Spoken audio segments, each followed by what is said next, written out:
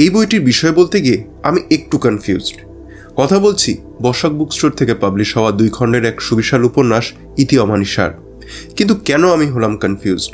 লেখক সায়ন হালদার, যিনি জলজনাকি ছদ্মনামে ইতি অমানিসা উপন্যাসটি লিখেছেন। প্রথমেই আগে বইটির নন স্পয়লার সারাংশ আপনাদের সামনে তুলে ধরি। অতীতের একজন বিখ্যাত মিউজিশিয়ান সীমান্ত গাঙ্গুলি, যাকে ডেভিলস গিটারিস্ট বলা হতো, তার মৃতদেহ রেল লাইনে ছিন্ন ভিন্ন অবস্থায় পাওয়া যায়। বর্তমানে তিনি নাকি মানসিক ভারসাম্য হারিয়ে থাকতেন তার মাসির সাথে কুড়ে ঘরে। এরকম মানুষটির মৃত্যু কি নিছকই একটা দুর্ঘটনা, নাকি এর পিছনে রয়েছে কোনো গোপন চক্রান্ত? ইনভেস্টিগেশন করতে আসে 2 জন পুলিশ এবং তদন্ত যত এগোতে থাকে, জট ছাড়ার বদলে সেটা যেন আরও বেশি করে পাকাতে থাকে। লোভ, ক্রোধ, মোহ, মিথ্যে, প্রেম এবং পাপ দিয়ে শুরু হয় এক দীর্ঘ অন্ধকার। এর মধ্যেই জড়িয়ে পড়ে একটি প্রেতপ্রাপ্ত শিশু, 2 তরুণীর জীবনের লাভ স্টোরি, এক তৈরি না হওয়া সিনেমা এবং বাংলার একমাত্র অলৌকিক তদন্ত সমিতি ডিটেকটিভস অফ সুপারন্যাচুরাল। গোলকধাঁধার জট কি আদৌ কাটবে, নাকি সবার জীবনে নেমে আসবে গহীন আধার? জানতে হলে পড়তে হবে 2 খণ্ডে প্রকাশিত বইটি, যার নাম ইতি অমানিসা। এবারে আসা যাক বইটি কেমন লেগেছে সেই বিষয়ে।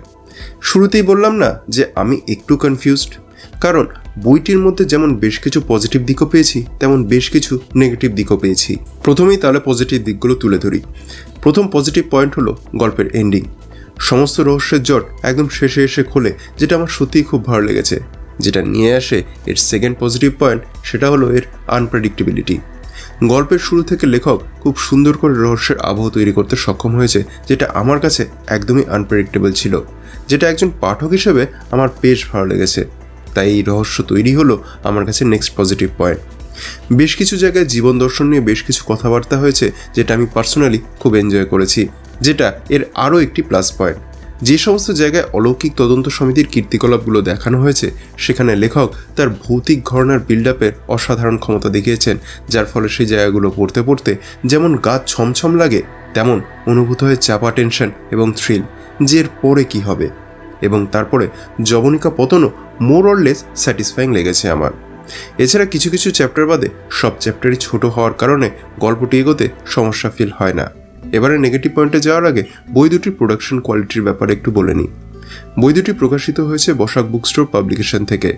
প্রথম বইতে রয়েছে 299টি পেজ এবং মুদ্রিত মূল্য রয়েছে 450 টাকা, এবং দ্বিতীয় বইতে রয়েছে 229টি পেজ এবং মুদ্রিত মূল্য রয়েছে 350 টাকা।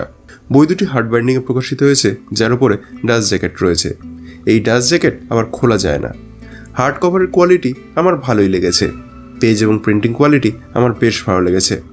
যে ধরনের ফন্ট সাইজ এখানে ইউজ করা হয়েছে তা পড়তে আমার কোনো রকম কোনো সমস্যা মনে হয়নি।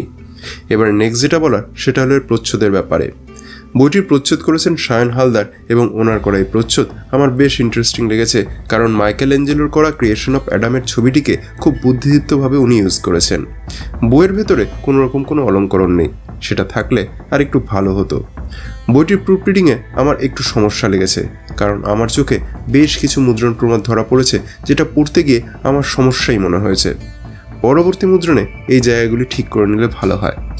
এবারে আসি এর নেগেটিভ পয়েন্টে। এমনিতে বইতে অনেকগুলি ঘটনা সাইমালটেনিয়াসলি ঘটছে, যা প্রথম দিক থেকে বিচ্ছিন্ন মনে হলেও যত কাহিনী এগোয় সেগুলির মধ্যেকার ইন্টারকানেকশন বুঝতে পারা যায়।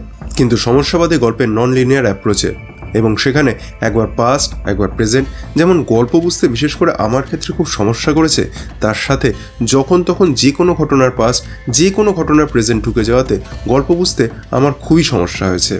এবং এতগুলো ক্যারেক্টার রয়েছে এই গল্পে যে সব ক্ষেত্রে এটাই মনে থাকছে না যে কে কোনটা।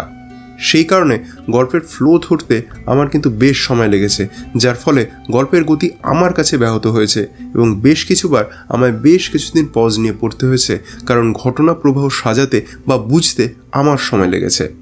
তার সাথে সাথে আমার এটাও মনে হয়েছে সমস্ত মেইন থেকে শুরু করে পাশের ক্যারেক্টার বিল্ডিং করতে টু মাচ টাইম দেওয়া হয়েছে, যারা অনেকেই আলটিমেটলি শেষে এসে তেমন পারপাস সার্ভ করেনি বলে আমার মনে হয়েছে।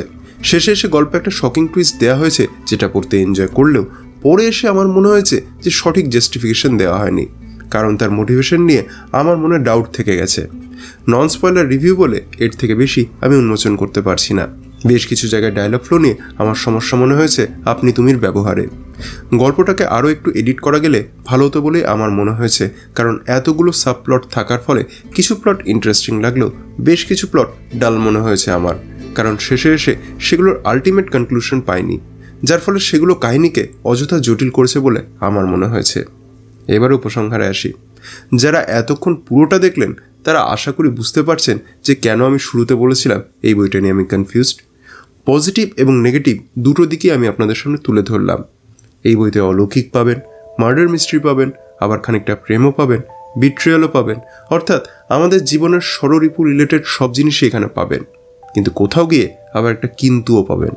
মানে এরকম হয় না যে খুব সুন্দর একটা বিরিয়ানি আমাদের সামনে তুলে ধরা হলো, গন্ধ দারুণ, কিন্তু খেয়ে বুঝলেন যে কিছু একটা মিসিং। এই কাহিনী পড়ে আমার সেটা মনে হয়েছে। তাই এই বইকে যেমন রেকমেন্ডও করতে পারছি না যে পড়লে দারুণ লাগবে, আবার সেরকম ডিনাইও করতে পারছি না যে ধুর ভালো লাগলো না। তাই এই বই নেবেন কি না তার শেষ ডিসিশন আমি আমার দর্শক বন্ধুদের উপরই ছেড়ে দিলাম, কারণ আমি নিজেই এই বিষয়ে প্রচণ্ড কনফিউজড। তো বন্ধুরা, এই ছিল আজকের পাঠক প্রতিক্রিয়া।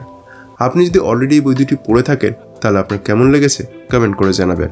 আর আমার এই কাজ যদি ভালো লেগে থাকে তাহলে ভিডিওটি লাইক করার, কমেন্ট করার, শেয়ার করার এবং হাইপ করার অনুরোধ রইল। আর হ্যাঁ, আমার চ্যানেলে যদি নতুন এসে থাকেন আর আমার কাজ দেখে যোগ্য বলে মনে হয় তাহলে আমার চ্যানেল বিএম বুক রিভিউ সাবস্ক্রাইব করে আমার সাপোর্ট করার অনুরোধ রইল। দেখা হবে পরবর্তী ভিডিওতে। সকলে ভালো থাকবেন, সুস্থ থাকবেন।